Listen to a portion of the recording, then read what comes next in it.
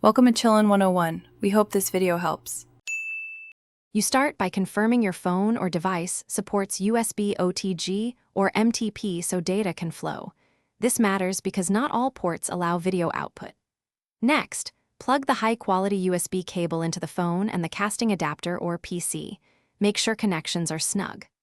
Once done, enable developer options or set USB mode to file transfer or USB tethering on your phone. This allows the system to recognize the device and prepares both ends for the casting handshake. Now open the casting app or the operating system's built-in screen mirroring tool on your host machine. You should see the connected USB device listed.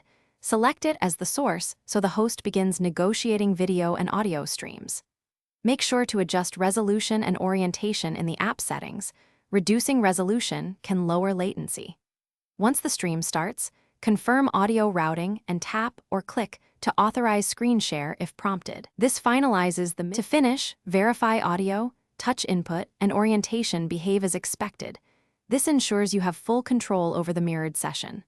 When ready to stop, end the session in the casting app or OS control panel before unplugging the cable to avoid data corruption. If nothing appears, make sure the USB mode is set correctly, try a different cable or port, and restart the host's casting service.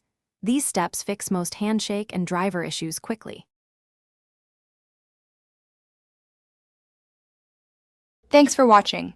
Consider subscribing if we helped you.